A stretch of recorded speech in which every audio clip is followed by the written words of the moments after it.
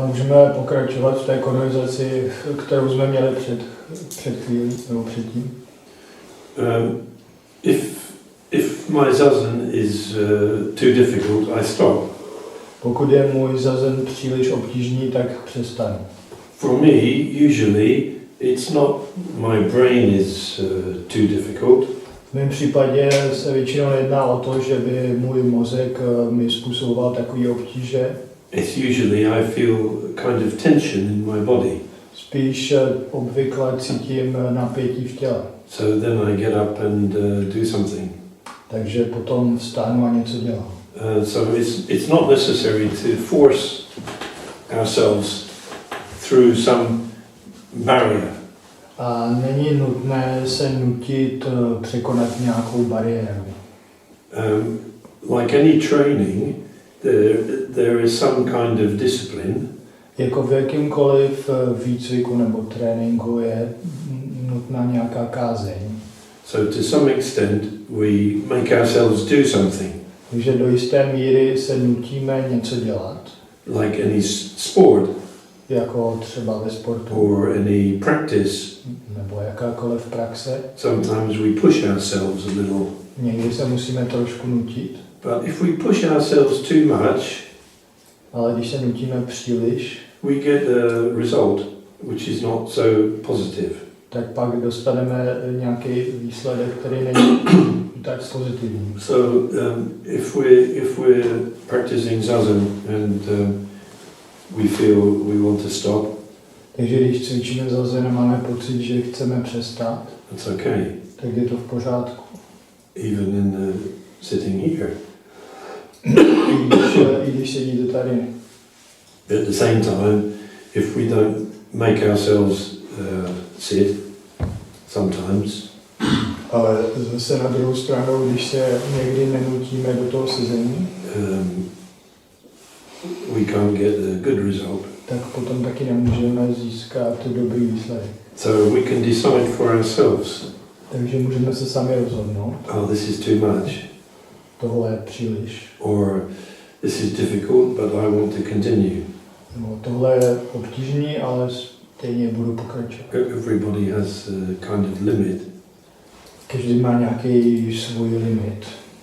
So we can decide ourselves. Takže můžeme se sami rozhodnout. Some groups have an attitude that you have to sit in zazen. A některé skupiny mají takový přístup, že musíte sedět v zazenu. Fiercely. Jakoby odhodlaně. To push through some kind of barrier. A musíte překonat nějakou bariéru. And then we enter some special state. A pak se dostaneme do nějakého speciálního stavu. Sometimes that may be true. To možná někdy je pravda. But generally it's too extreme. Ale obecně je to příliš extrémní. So zazen is not some kind of ascetic practice. Takže zazen není nějaký asketické cvičení. Dogen writes it's a pathway to happiness. Dogen píše, že to je cesta ke štěstí. So if the pathway to happiness is like that, pokud cesta ke štěstí vypadá takhle, I don't want it. Tak já to teda nechci. It's not like a climbing, maybe, very steep mountain? Yes. Because there's a lot of effort without feeling happiness, maybe. A lot of effort. Yes. But after... there is a group in the UK.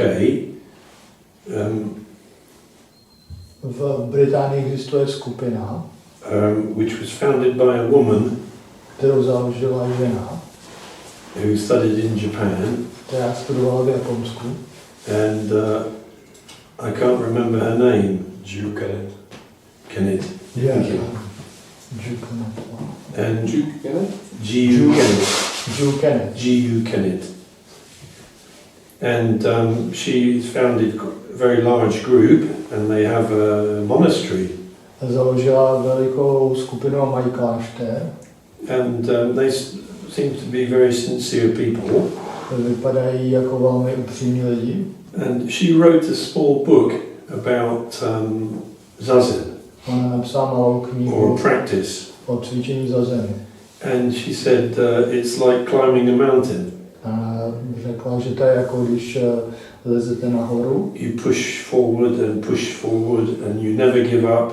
A musíte pořád tlačit a nikdy se nevzdáte. However difficult, however fierce. Ať už je to jakkoliv obtížný nebo jakkoliv extrémní.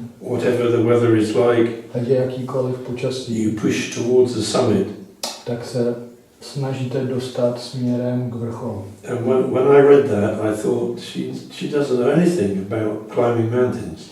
Když jsem to četl, tak jsem si říkal, ta žena neví nic o tom, jaký to je lézt po horách. Because if you have that attitude climbing mountains, you're probably already dead. Protože pokud máte takovýhle přístup, jak vylézt nahoru, tak už jste pravděpodobně po smrti. I know a lot about climbing mountains. Já vím o tom lezení po horách hodně. Because I climb mountains all over Europe and in India. Protože jsem lezl na hory po celé Evropě a v Indii. And Afghanistan. And Pakistan. And Himalaya. A Himalaya. And when you climb mountains, you're always deciding whether to go or whether to stop.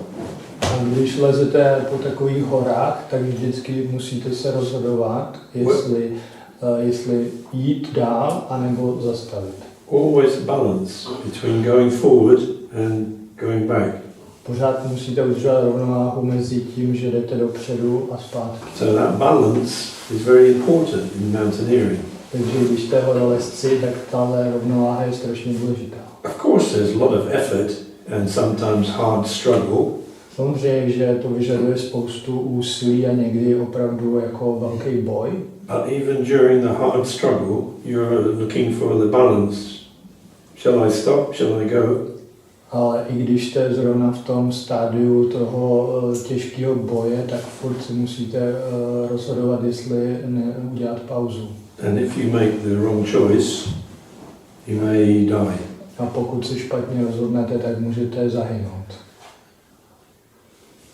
So when I read her writing about climbing mountains, I thought she never climbed the mountain.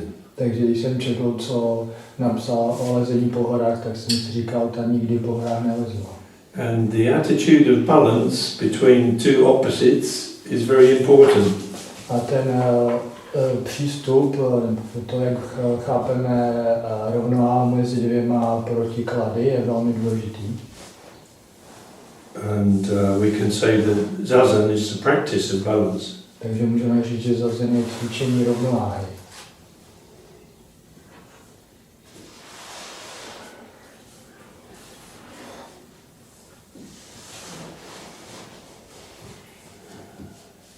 Anything else about zazen?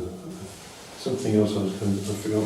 You said in the morning you were going to speak about living in the modern world and practicing zazen in the middle of the modern world. No? Something like you had a plan for the. I have a plan, yeah. For the afternoon. Yeah. Oh, I know. It was. You have to show us your Pilates technique. Pilates technique. I will do after. Afterwards, okay. So, I want to talk about the life of the Buddha. This book is written by a man who's quite well known. Chci mluvit o životě Budhy a tuhle knihu napsal člověk, který je hodně známý. His name is Stephen Batchelor. Jmenuje se Stephen Batchelor. And when he was 18, he went to Tibet, went to northern India. Když mu bylo 18, tak odjel do severní Indie. And trained as a Tibetan monk. A prošel výcvikem jako tibetský mnich. Later in his life, he went to Korea. Později šel do Koreje and trained as a Korean monk. a prošel výcvikem jako korejský mnich. In the UK, he set up a kind of Buddhist university. A v Británii založil takový druh buddhistické univerzity, which he ran for several years. Kterou řídil několik let. And I gave some talks there. A já jsem tam sám měl nějaké přednášky. For some years. Několik let jsem tam přednášel. But I've never met him. Ale nikdy jsem ho osobně nepotkal. But he's very well known for his unusual opinion on views. Ale je velmi známý svými velmi neobvyklými názory a pohledy. He wrote a book called Buddhism Without Belief. Napsal knihu, která se jmenuje Buddhismus bez víry. Confession of a Buddhist Atheist. Zpověď buddhistického ateisty. And now, after Buddhism. A teď napsal knihu po buddhismu. And his writings, he's a very good writer. Je velmi skvělý spisovatel. He's a very academic man. Je to velmi akademicky orientovaný člověk. But he's also a practitioner. Ale taky cvičí. And I started reading this book. Začal jsem číst tu knihu. And the most interesting thing is he looks at the life of the Buddha. A nejzajímavější na tom je, že jak se dívá na život Buddhy. 500 years BC, 450 years BC. Což je 450 let před naším letopočtem. Studying all the Pali writings. On studoval všechny možné ty spisy v pálíštině, v pálí. And he seems to have been doing that for some years. A zdá se, že už to dělá několik let. To find out what was the Buddha really like. Aby zjistil, jaký byl opravdu Buddha. Because we have kind of story, legend. Protože my máme k dispozici určitou legendu nebo příběh. The Buddha was a prince. Že Buddha byl princ. And he left the palace and went into the forest. Opustil palác a šel do lesa. And studied with some ascetic people. A studoval s nějakými askety. For 8 years. Pro 8 years? Ne, 8 years. 8 years. 8 let studoval s askety. And then he came out and sat under a Bodhi tree. A potom od ní odešel a sednul si pod strom Bodhi. And then one day he became enlightened. A jednoho dne se stal osvícený. And then he went to find his friends to teach them. A pak našel své přátele, aby je poučil. And he taught them about the Four Noble Truths. A řekl jim o 4 vznešených pravdách. And then he started a Buddhist community. A pak založil buddhistickou komunitu. And it became bigger and so on. A ona začala se rozrůstat a tak dále. So it's a very well-known story. Tohle je velmi známý příběh. But out of that story has grown a kind of belief that the Buddha was almost like a god. Ale na základě tohoto příběhu vzniklo jakási víra, že Buddha byl skoro něco jako Bůh, who attained a special state of enlightenment, který dosáhl speciálního stavu osvícení and taught these special fourfold teaching. A učil speciální učení, která měla 4 jako stránky. Life is suffering. A 4 pravdy, že život je utrpení. Get rid of the cause of suffering. Zbavte se příčiny utrpení. What's the third one? There is a path to. There is a path. Že existuje cesta. And the eightfold path. A to je osvidílná stezka. So this is very well known. Tohle je velmi známý. So Stephen Batchelor has been studying the stories written Takže Stephen Batchelor studoval tyhle příběhy, které někdo sepsal. After the Buddha died. Potom, co zemřel Buddha. Nothing was written for maybe a few hundred years. Několik set let nikdo nic vlastně nenapsal. Po několik set let po Buddhově smrti nikdo nepsal. Stories were passed orally. Všechny příběhy, všechna učení se předávala ústně. And then after some 100 years, there was a big argument between Buddhist groups. A několik set let po Buddhově smrti tam bylo nějaký shromáždění a velká hádka. And the groups split into two different kinds. A ty dvě skupiny se rozdělily to shromáždění se rozdělilo na dvě odlišné skupiny. So, according to Stephen Batchelor, from his studies, A takže podle Stephena Batchelora, to, co on jako zjistil, reading the written conversations that the Buddha had, a když četl ty konverzace, které Buddha údajně měl, sorry, am I disturbing your sleep?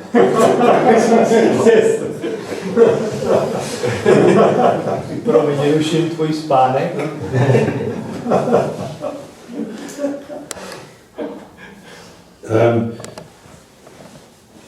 He wanted a community of people. Who wanted the community? The Buddha, Že Buddha chtěl komunitu lidí, which was equal, a která byla, kde si byli všichni rovní, non-hierarchical, bez hierarchie. with no distinction between monks Bez rozlišování mezi mnichy and ordinary people, a obyčejnými lidmi. and no distinction between men and women. A žádné rozlišování mezi mužem a ženou. And there is one story where he was having a conversation, a discussion with two of his students. Existuje příběh, který vypráví o tom, že Buddha měl diskutoval se dvěma svými studenty, žáky. And one student said an opinion which was a little different to normal. A jeden ten žák vyslovil názor, který byl trošku odlišný od toho, co bylo normální. And he said to the second student, "What do you think about that?" A řekl tomu druhému žákovi, co si o tom myslíš? And the second student said, "Oh, I always agree with you. I always agree with you. Your opinion is most important to me." A ten druhý žák řekl tomu prvnímu, já s tebou vždycky souhlasím, tvůj názor je pro mě vždycky nejdůležitější. And it seems that the Buddha was not so happy with that reply. A zdálo se, že Buddhovi se moc taková odpověď nelíbila. Because he emphasized that we must find our own path. Protože on zdůrazňoval, že musíme najít svoji vlastní cestu. And that we should be independent of other people. Měli bychom být nezávislí na druhých lidech. And we shouldn't have unconditional devotion. Neměli bychom mít bezpodmínečné zbožňování, nebo devotion, jak se tím říká? Faith. Odevzdání. Neměli bychom mít odevzdání bezpodmínečně. And to what? Devotion to Buddha or to the path? any guru. Neměli bychom být To a oddáni, teacher. neomezeně oddáni žádnému učiteli. Yeah. So one of the phrases which the Buddha said was supposed to have said, before he died. Jedna z věcí, kterou Buddha řekl, než zemřel, Translated as you must be a lamp unto yourselves. se překládá jako musíte být světlem pro sebe sama. You must make your own light Musíte si vytvořit své vlastní světlo, to find the way. abyste našli cestu. However, through 2000 years, we now have many situations Nicméně teď po 2000 letech už máme spoustu situací, where groups of Buddhists are hierarchical, kde skupiny buddhistické jsou založené na hierarchii, male-oriented, male orient, a že jsou spíš orientováni na muže, where people give up their own responsibility kde se lidi vzdávají svých vlastních zodpovědností to their great teacher, a vlastně to odevzdávají tomu velkému skvělému učiteli, who is some kind of perfect being. který je nějakým dokonalou bytostí. According to Stephen Batchelor, Ale podle Stephena Batchelora the Buddha never said things like that. Buddha nikdy nic takového neříkal. And he said opposite things. On říkal opačné věci. For instance, there is no idea of having monks Například není tu žádná nějaký pomyšlení na mnichy, že by who are celibate. mniši, kteří by měli žít v celibátu. He wanted to make a community of people. A Buddha chtěl udělat komunitu lidí. And of course, some of those people would be very committed. Samozřejmě někteří z těch lidí mohli být velmi oddáni tomu té praxi. And some of those people would be working in their normal lives. Někteří by chodili normálně do práce. Or having children. Nebo měli děti. And he didn't make any distinction. A nedělal mezi nimi rozdíl. Between those people's value. Že by někde měl větší hodnotu. But in many Buddhist groups, if you're a monk, you have some kind of a special position. Ale v některých buddhistických skupinách, když jste mnich, tak máte jako speciální pozici. And if you're an ordinary person, you're somehow lower. A když jste obyčejný člověk, tak jste tak nějak níže. But Stephen Batchelor says there's no idea like that in the Buddha's early lectures, talks. A Stephen Batchelor říká, že v těch raných spisech ze začátku buddhismu tam vůbec nic takového se nevyskytuje, taková myšlenka. It also seems that a word which we use a lot in modern Buddhism. A taky se zdá, že slovo, které v moderním buddhismu používáme hodně, truth. Pravda. What is truth? Co je pravda? In the early writings, v těch raných spisech, the meaning was a little different. Ten význam byl trošku jiný. More close to the meaning of a true man. A blíže významu pravdivý nebo skutečný člověk. Or we say in English a blade of a sword. Nebo ostří meče. Is true. Že ostří meče je pravdivé. Do you have that phrase? No. No. Something is true. Like you cannot deceive it. Honest. Honest. Aha. Jako upřímný. Honest. Poctivý, upřímný. Someone who doesn't lie. Yes. The blade of the sword. The meč je poctivý. Yes. Může být, že poctivý ostří. Yeah. Poctivý. Do you have something? Very far. Yeah, something like good, honest steel would say good quality, yes, really good. Honest Yeah. beer. Honest real steel. Yes, alcohol. Yes. Real steel. yes. Or genuine. Genuine, real, honest, Yeah.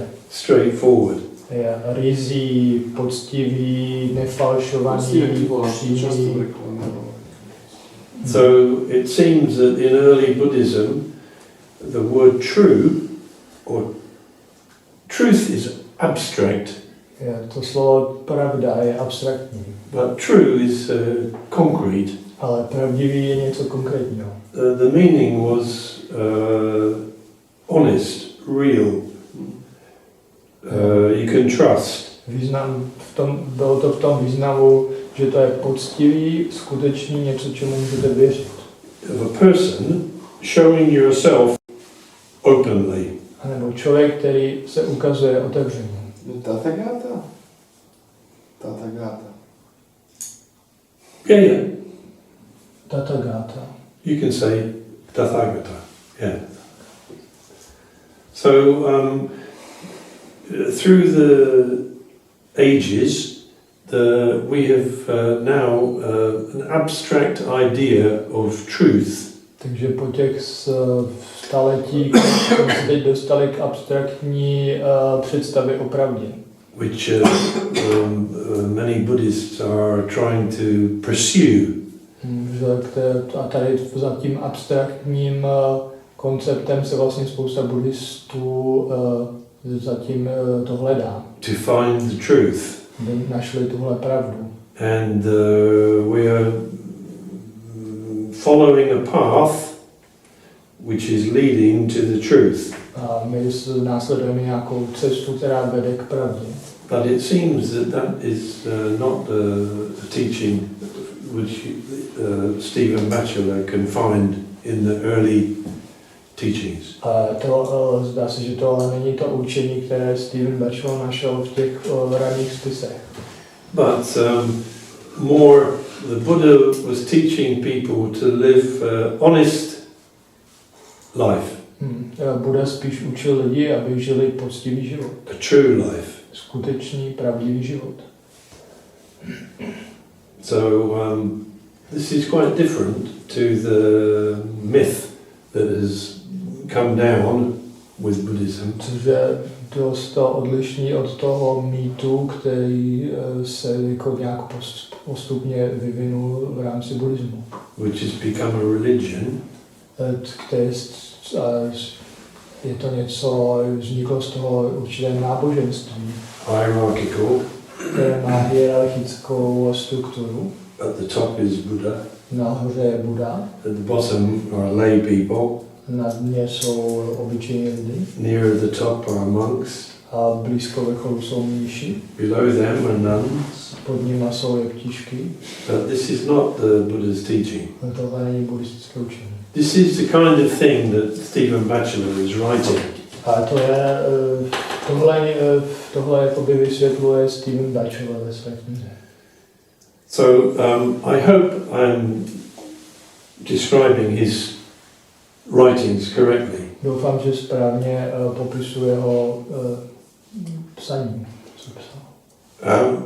But I think it's very important because nobody in modern times looked at the kind of story of the Buddha. A myslím, že to je hodně důležitý, protože v moderní době nikdo se nepodíval jako pořádně na tu, neprozkoumal ten příběh o Buddhovi. And read what was written in Pali. A nečetl, co bylo napsáno v Pálí. And then said, oh, doesn't say anything about that. Nevšiml si, že tam nic takového není. Oh no, that idea is not written here. To tam přece tady tohle to tam vůbec není. So I think that kind of study is very important. Takže si myslím, že takovéhle studium těch starých textů je důležité. The book is not so straightforward to read because he writes in a very academic style. Ta kniha není tak jednoduchá ke čtení, protože píše velmi akademickým stylem. And I don't think it's been translated into other languages yet, A myslím, že zatím není překládaná do jiných jazyků. but you can buy it in English, and also he has a website. Ale můžete si koupit v angličtině a taky má webovou stránku. Discover what this is all about. Takže myslím, že on se snaží objevit, o čem to všechno vlastně je. This thing we call Buddhism. Tahle věc, které říkáme buddhismus. And so that's very interesting. A to je velmi zajímavé. That's all I read so far. A to jsem zatím přečet. He also says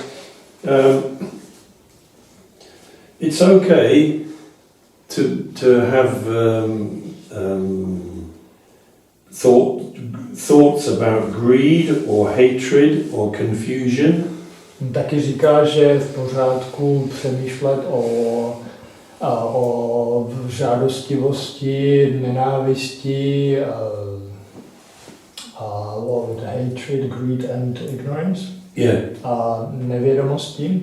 Yeah. If you practice the practice, it's not called zazen in his time.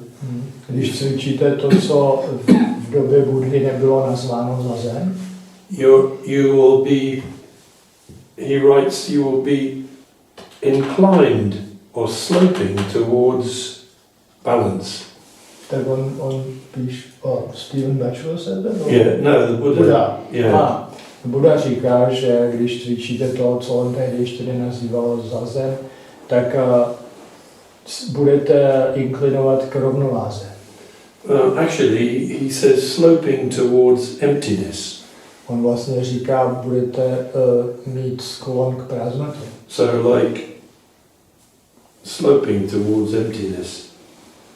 So even you have greed, anger and ignorance in your body and mind. Takže když máte v těle a mysli žádostivost, nenávist a nevědomost, as a result of your practice, you are sloping, leaning towards emptiness. tak jako výsledkem vaší praxe bude, že budete inklinovat k prázdnotě. And emptiness is the same as the word nirvana. A prázdnota je totéž jako slovo nirvana In the early teachings. v těch raných spisech. And Stephen Batchelor found that the Buddha teaches that nirvana or emptiness is a state of being. A Stephen Batchelor zjistil, že Buddha učil, že nirvana nebo prázdnota je stav bytí. A state of being. A state of, not a human being, but a state of existence. State of a human being existing. Yeah. Human being, yeah. Yeah, stav lidské bytosti. Whereas in the times since then, people have discussed emptiness as some kind of existential concept. A když to později začali lidi chápat prázdnotu jako nějaký existenciální koncept. But in the early writings it is identified as a state. Ale v těch raných spisech je to považováno za stav. So a living person can be in the state of emptiness. Takže živý člověk může být ve stavu prázdnoty. Or in the state of nirvana. Nebo je ve stavu nirvány. This is very interesting to me because I translated one of the works of Nagarjuna. A to je pro mě velmi zajímavé, protože jsem přeložil jedno z děl Nagarjuny into English. Do angličtiny. And Nagarjuna says very similar thing. A Nagarjuna tam říká velmi podobnou věc. That emptiness or nirvana is a state that we have. Že prázdnota nebo nirvána je stav, který máme. So we can get that state by practicing. A můžeme dostat tam stav tím, že cvičíme. It's a simple state where our spine is not tense. Je to jednoduchý stav, kdy naše páteř není v napětí. And our mind is not disturbed. A naše mysl není vyrušena. And we feel satisfied. A cítíme se spokojení. So that's all I wrote. To je všechno, co jsem napsal.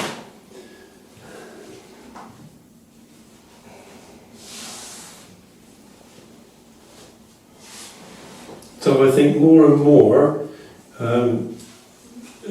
people are finding out what this religion or this philosophy or this way of life called Buddhism is really about.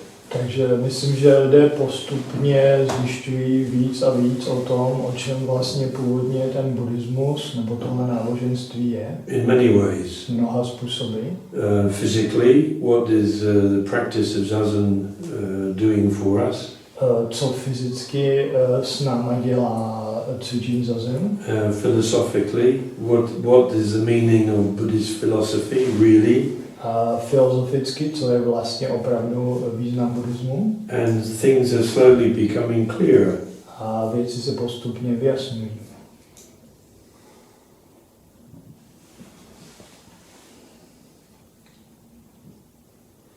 And ancient writings are slowly becoming easier to understand. A spisy ze starověku začínají být postupně víc srozumitelné. So I just had a very short look at Brad Warner's new book. A já jsem se jenom velmi krátce zběžně podíval na novou knihu Brada Warnera, in which he writes the meaning of Shobogenzo in very modern style. kde vysvětluje význam Shobogenzo velmi moderním stylem. And it's an excellent book. Je to vynikající kniha. And so people can read very ancient, mystical sentences. Takže lidi můžou číst ty velmi mystické, zvláštní věty. In very simple language. Vlastně to překládá do velmi jednoduchého jazyka. And we can understand about what the Buddha said. A můžeme teď taky chápat, co říkal Buddha. In a very straightforward way. A způsobem velmi přímý. And we can find out why Zazen makes us feel happy.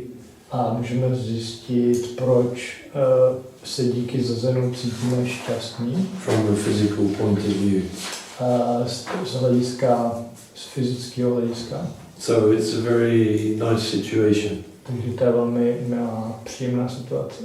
In a very unstable world. V tomhle velmi nestabilním světě.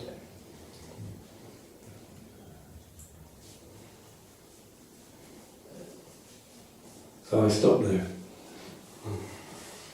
To use this knowledge, this very straight knowledge. Jak teda použít tady to velmi jednoduché, přímé, tu vědomost, kterou dneska máme?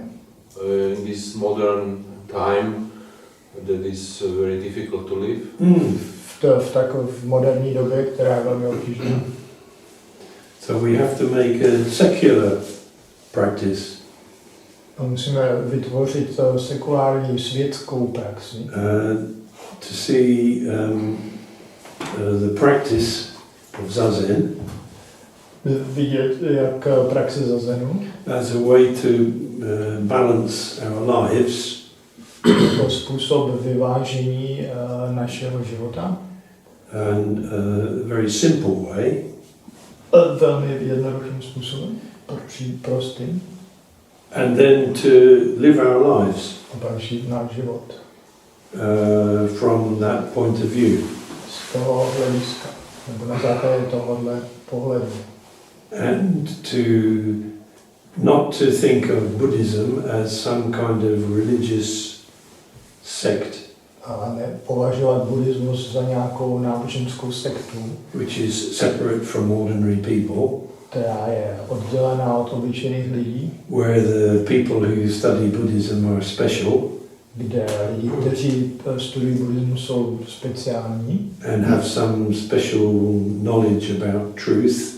A mají nějaký zvláštní vědomosti o pravdě. But to see it as living an honest life, Ale chápat to jako žít poctivý život, avoiding extremes, vyhnout se extrémům, and based on a simple practice, život, který je založený na prosté praxi,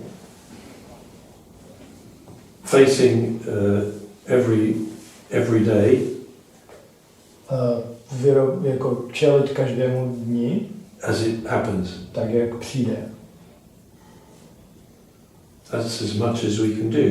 To je všechno, co můžeme, víc toho nemůžeme udělat. In one sense, this way of life, which is called Buddhism, A v určitém smyslu tenhle způsob života, kterému se říká buddhismus, cannot save the world, nemůže zachránit svět. but in another way, we can save ourselves, Ale i z jiného hlediska se můžeme zachránit sami sebe. and if we save ourselves, we can save the world a little. A když zachráníme sami One sebe, person. tak můžeme zachránit trošku, něco zachránit. So this way of life is not a way to change everything, Takže tenhle způsob života neznamená, že něco změníme, but a simple way to understand how to live. ale prostý způsob chápání, jak žít Following our own way. a řídit se vlastním způsobem. Then in chapter in the Shobogenzo, Yes. where he is describing that nature is a dharma, Yes. and describing that the blue mountains are moving like a river, Yeah. and he is writing that ordinary people can't see this true. Yes. Then you don't agree now with this, that ordinary people can't see the blue mountains move like a river. Mr. Dogen v kapitole Shobogenzo o přírodě píše, že modré hory, Že príroda je vlastne ako příroda dharma, je učenie skutečnost, dharmy. že příroda je samotná dharma, skutečnost a že to obyčejní lidi nevidí. Takže ty nesouhlasíš s tímhle názorem Dogena, že obyčejní lidi nevidí skutečnost? If you imagine 13th century Japan, Když si představíte Japonsko ve 13. století, if Dogen goes from the temple where he lives, když Dogen odešel nebo šel z toho kláštera, kde žil, and finds a farmer who is living in the countryside, a představte si, že on vyjde z kláštera ven a někde na venkově potká sedláka. and it says to that farmer, the mountains are blue and they are flowing. A představte si, že tomu sedlákovi řekne, hory jsou modré a plynou. The farmer would say, yes, mountains are blue, Tak ten sedlák řekne, ano, hory jsou modré. and the earth is coming from the mountains A země se, in the storm, in the rain.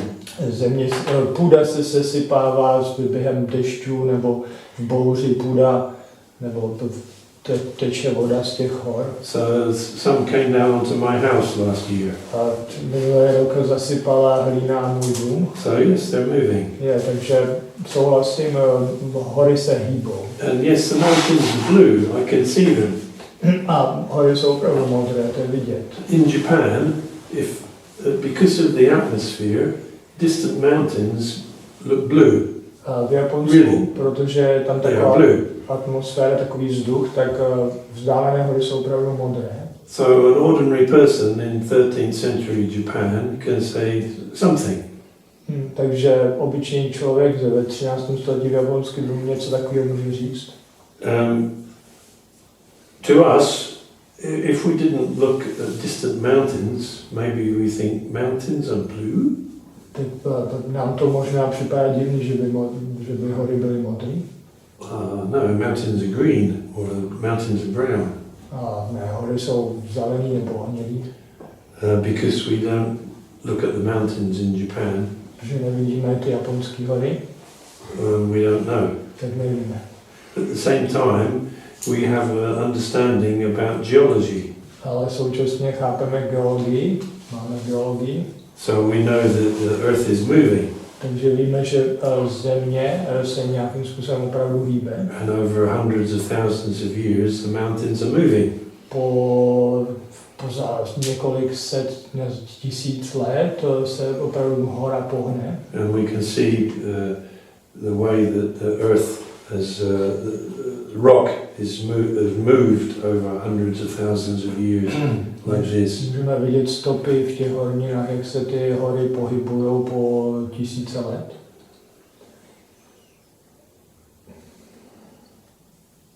So Dogen has some intuition, Dogen měl nějakou intuici and he doesn't think that ordinary people have that kind of intuitive feeling, a on si nemyslel, že obyčejný člověk má takovou intuici. because he means more than just the earth is coming from the mountain. Takže on nemluví jenom o tom, že tam je eroze. So that's my explanation. To je moje vysvětlení. But we know many things now. My teďka už chápeme hodně věcí. We didn't experience them, but we were told, so we believe. Nezažili jsme je, ale řekl nám někdo, takže tomu věříme. So Dogen said many things in the 13th century which we can agree with. Dogen řekl spoustu věcí ve 13. století, s kterými dneska už můžeme souhlasit. According to science. Protože to potvrdila věda. For instance, his explanation of time. Například jeho vysvětlení času. And so on. A tak dále.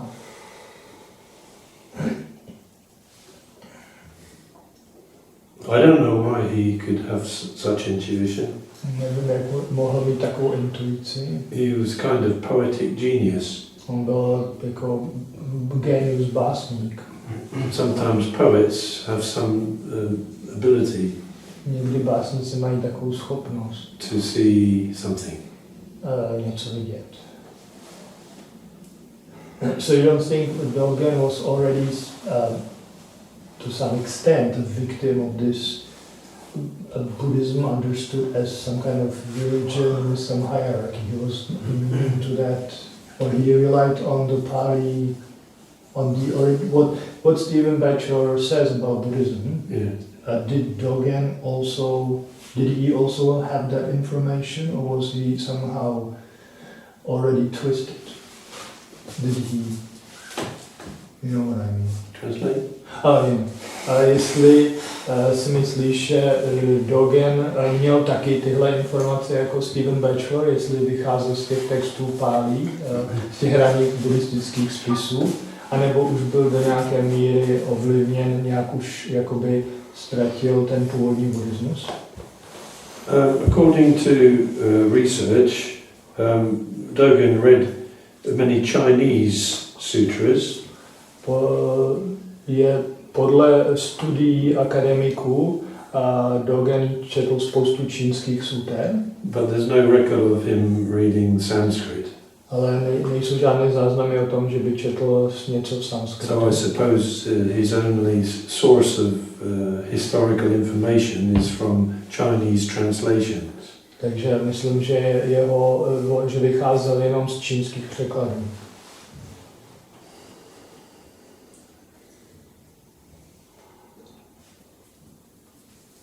But that doesn't mean he misunderstood what Buddha taught.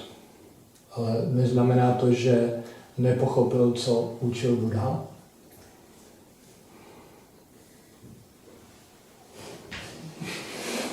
I don't know if he misunderstood. Do you think he misunderstood? No, I don't think so. Okay. Ne, já nevím, jestli nerozuměl. Myslíš, že nerozuměl?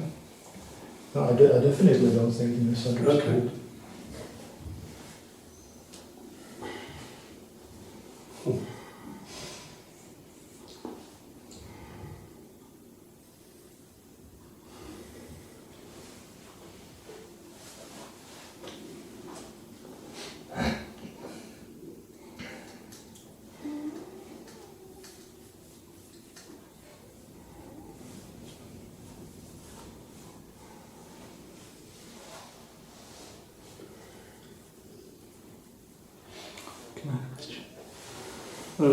do you think that most of our suffering is unnecessary? Myslíš, že většina našeho utrpení je zbytečná? Whether it's unnecessary or not, sometimes we suffer. Ať už je to nutný nebo zbytečný, prostě někdy trpíme. My teacher Nishijima said that one reason we suffer is because our ideas are different from reality. A můj učitel Nishijima někdy říkal, že někdy trpíme, protože naše představy nebo myšlenky jsou odlišné od skutečnosti. But maybe suffering is part of life to some extent. Ale možná utrpení je do určité míry součástí života. My teacher, Nishijima Roshi, didn't like the teaching that life is suffering. Můj učitel Nishijima neměl rád to učení, že život je utrpení. Because he said, no, life is not always suffering. On říkal, to není pravda, život není vždycky utrpení. At the same time, I think we sometimes suffer. Ale přesto si myslím, že někdy trpíme. It's part of happiness, sadness. Je to součástí toho, že jsme někdy šťastní a někdy smutní. And I think we can learn from suffering. A myslím, že se můžeme z utrpení poučit něco.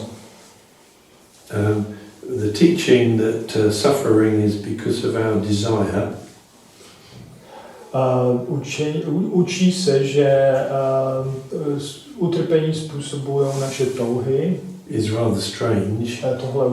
Tohle učení je trochu divný. Because we all have desire. Protože přece všichni máme nějaké touhy. And to get rid of desire is almost impossible. A zbavit se tužeb je skoro nemožné. I suppose it's impossible completely. Já myslím, že to je úplně nemožné. But I never tried. Jsem se o to nikdy nepokusil. But certainly we suffer sometimes.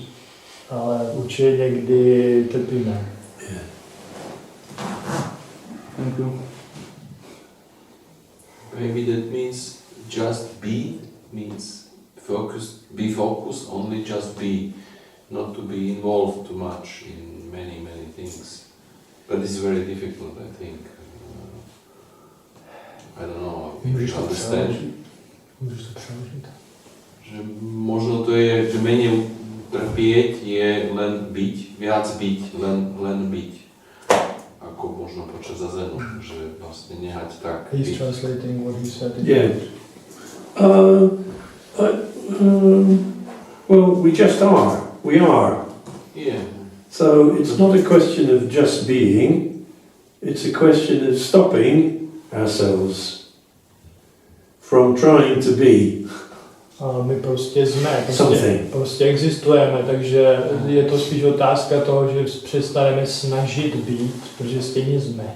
So to show ourselves as we are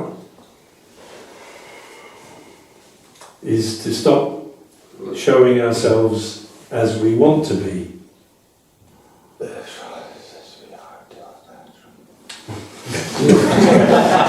Express ourselves as we are. Yeah, is to stop trying to express ourselves as something else. Jako vyjádřit se tak, jak jsme, znamená přestat se snažit se projevovat jako něco jiného.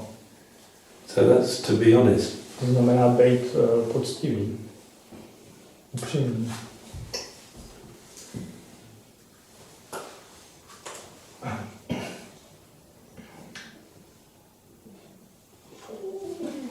I have a question. There are some people telling me find your master, find your teacher. There are some people you have to become your own. To become a teacher, you don't need anyone outwards to help you. You have everything inside you, the power to become your own master.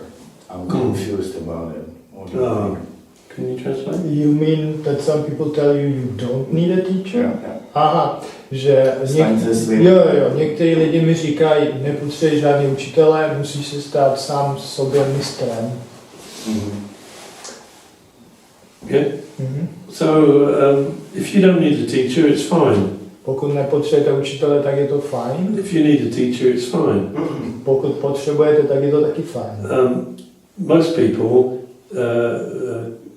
are happy to find somebody who says to them something they know already deep inside.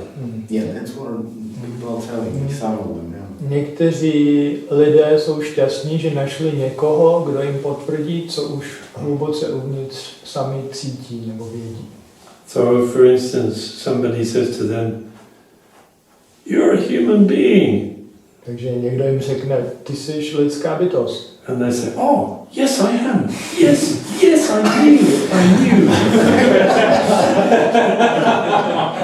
Takže ten žák vlastně řekne, ano, to je pravda, já vlastně tohle jsem věděl. Then that person is their own master. Takže ten člověk je sám sobě učitel, mistr. So the Buddha said, find your own light. Takže Buddha říkal, najděte si vlastní světlo. So he's teaching, he's a teacher, but at the same time he's saying, teach yourself.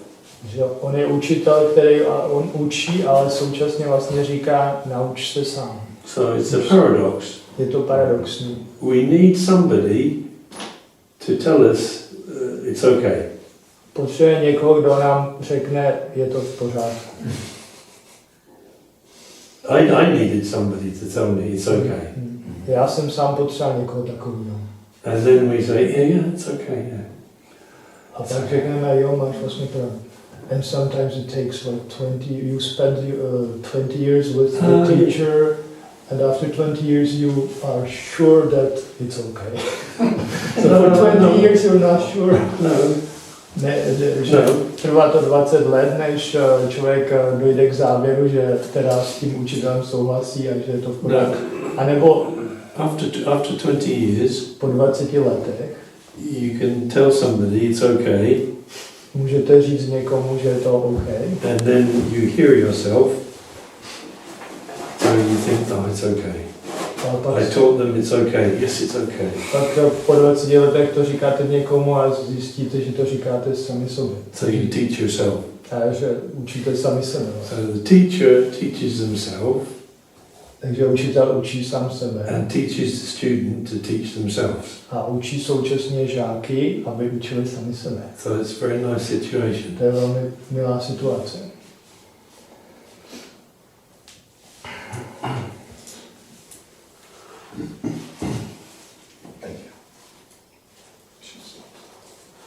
Should we stop?